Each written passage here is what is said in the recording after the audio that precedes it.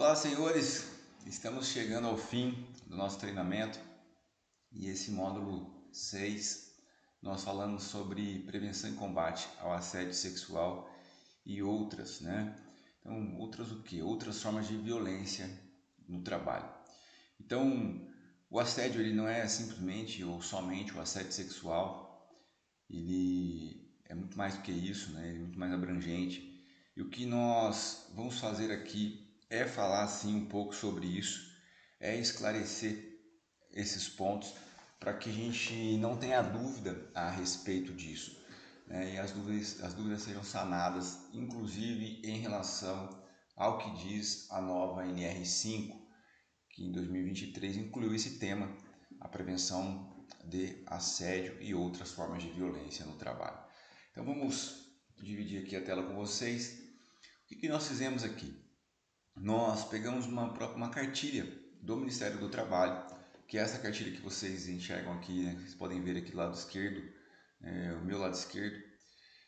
E aqui nós falamos, né, eles falam claramente sobre os principais pontos desse assunto.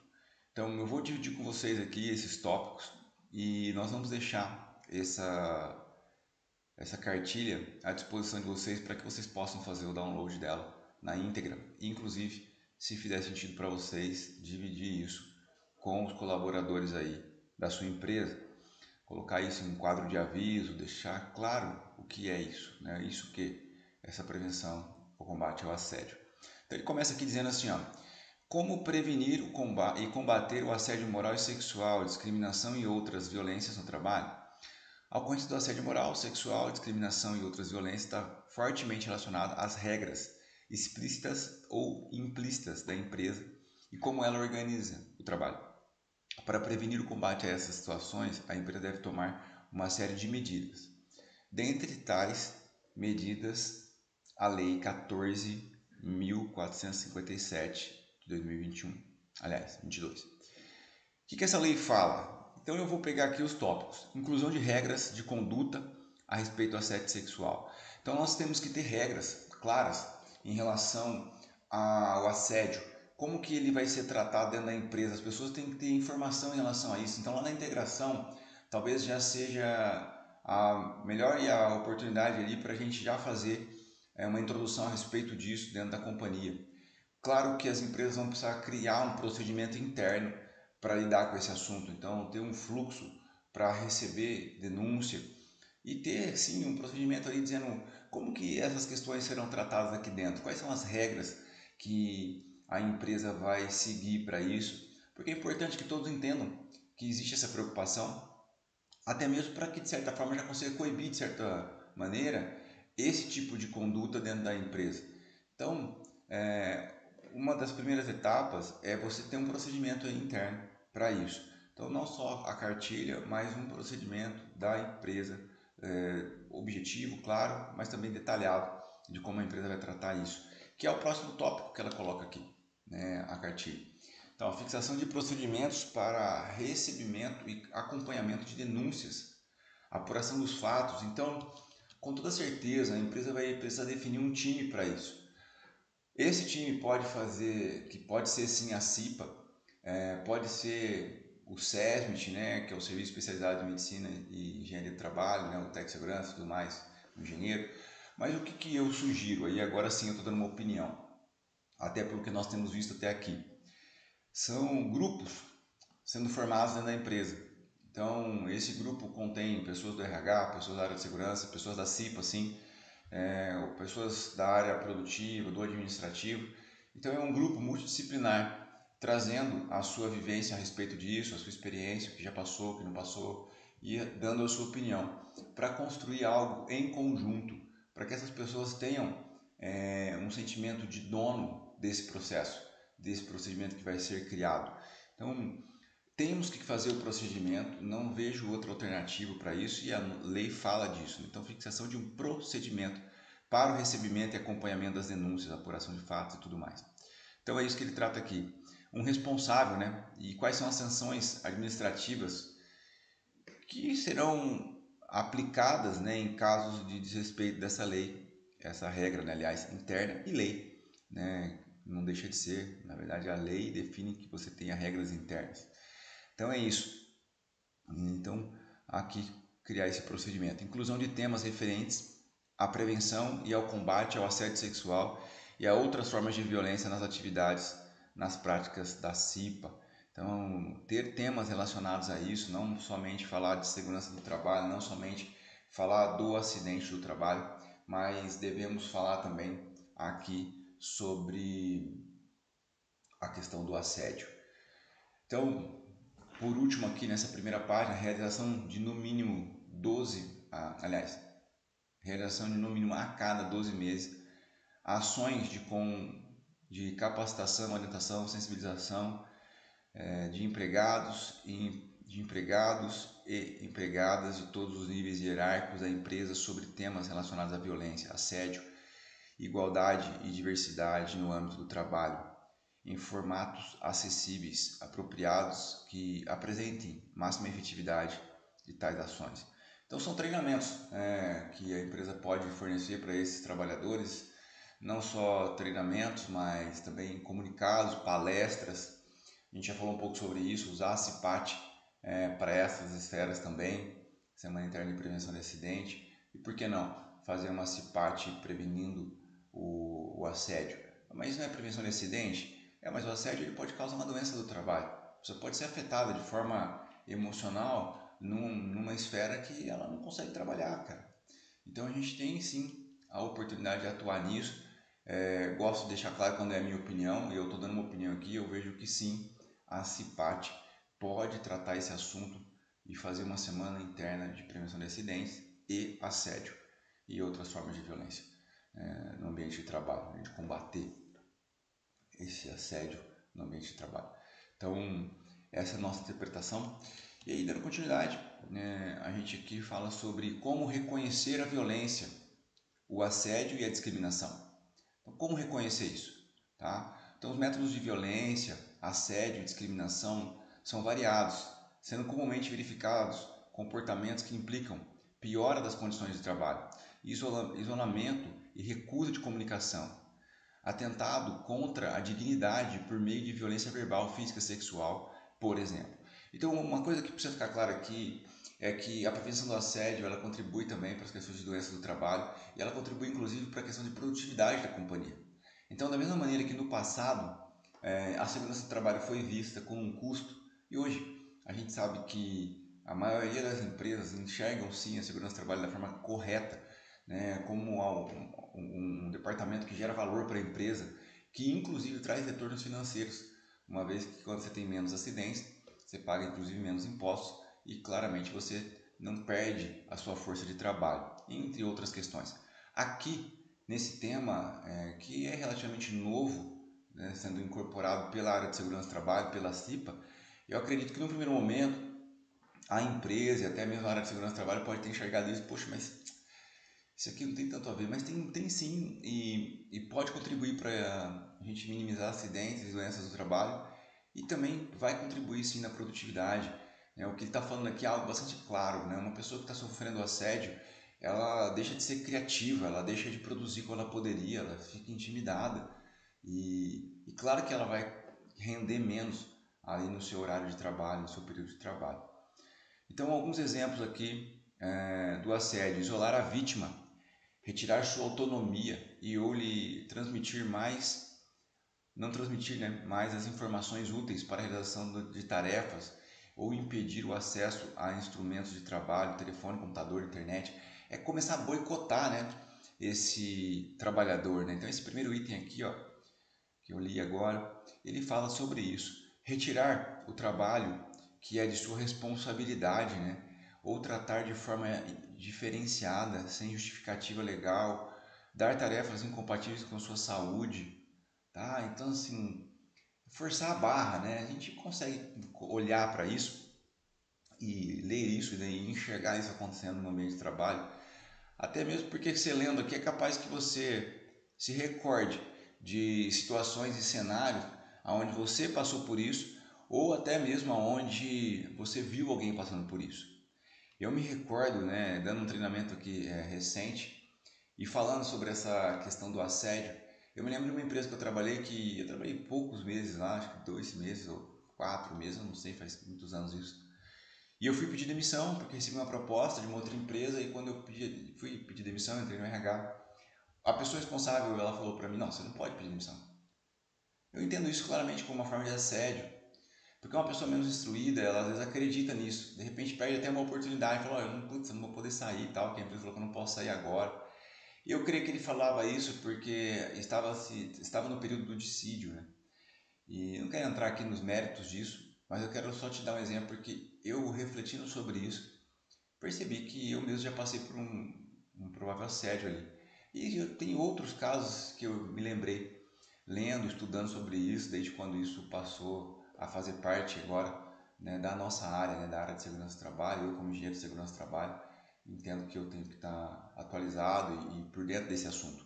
Então, queria te encorajar a pensar sobre isso, sabe? Será que você já não sofreu um tipo de assédio?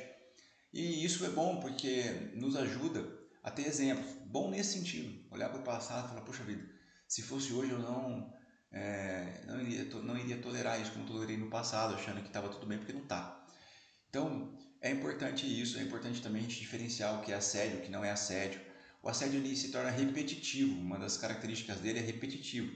Não acontece uma única vez, né? Então, tudo isso precisa também ser tratado com cuidado, para que a gente também agora não comece a achar que tudo é um assédio, tudo, enfim, está indo por esse lado, né? Tudo é discriminação. Não, vamos com calma, vamos entender isso primeiro, por isso da importância de um grupo.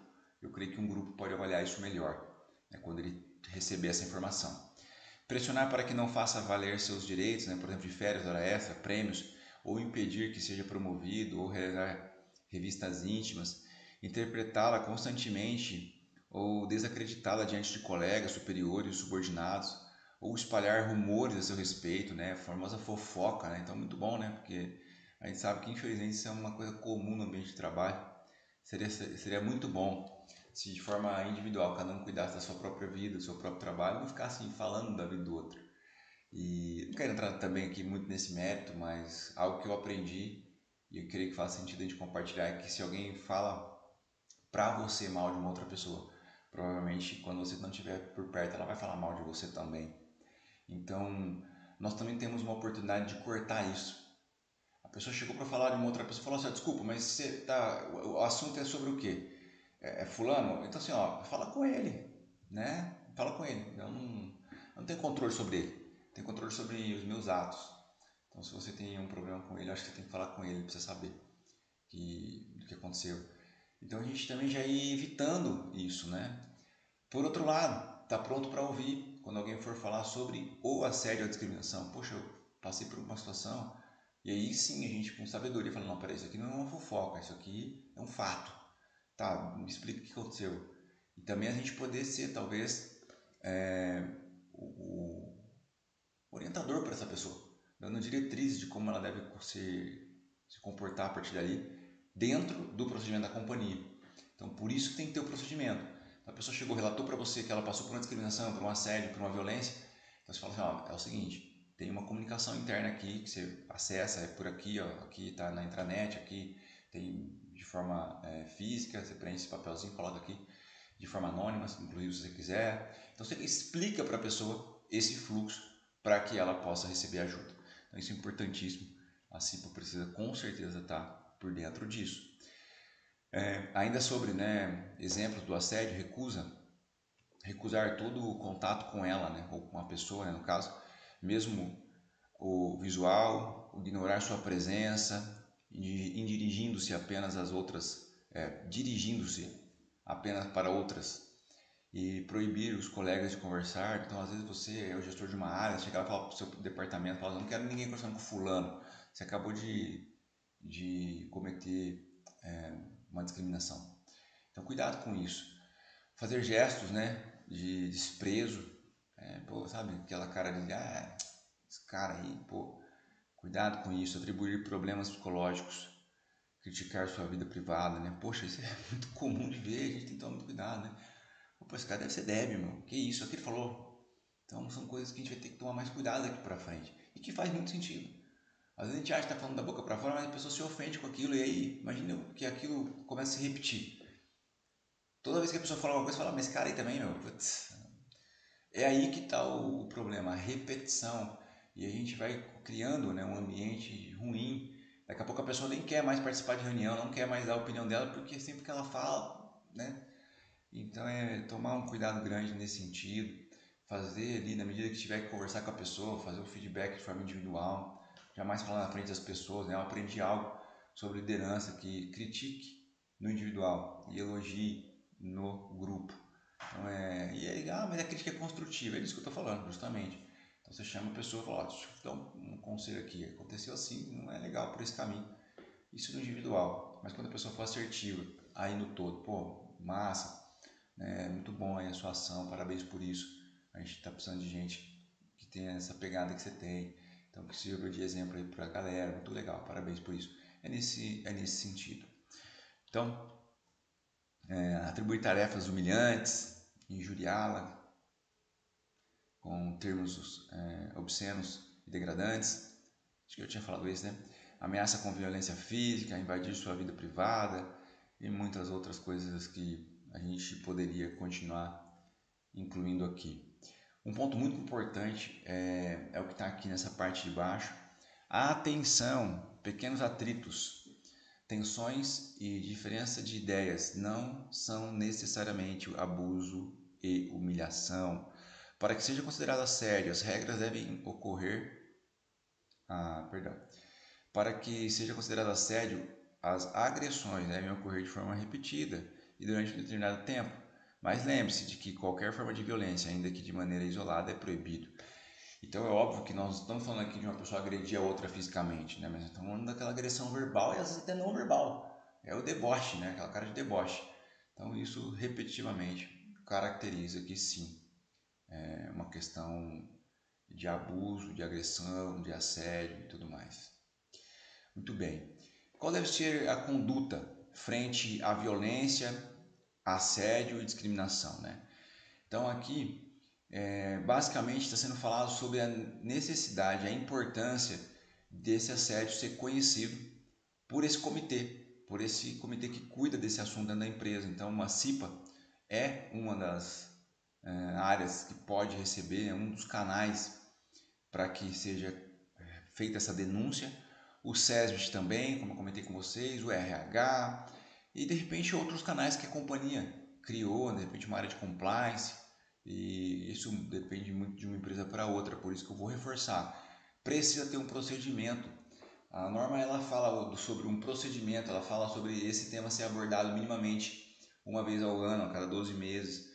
Ela fala sobre ser investigado isso, ela fala sobre um canal para que a pessoa possa fazer a denúncia, tá? E essa denúncia ser avaliada se isso realmente é ou não um assédio, uma discriminação ou uma violência, uma conduta inadequada, tá? E aí recomenda-se que a vítima registre com detalhes o que ela passou, junte evidências, né, provas, procure ajuda com os colegas, em especial aqueles que testemunham o fato ou alguém que já sofreu por aquilo, e principalmente os canais oficiais da empresa, tá bom? Evite conversas isoladas com o agressor. Então não queira você da CIPA ir lá resolver sozinho, não é isso.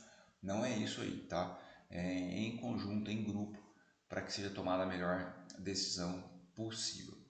Aqui nós temos dois canais de denúncia, tá? Então aqui, ó, denúncia, se você for vítima ou testemunha de violência, assédio ou discriminação, denuncie, tá bom? Então isso aqui é um canal do Ministério do Trabalho, e para você ter mais informações a respeito disso, também tem um segundo QR Code aqui.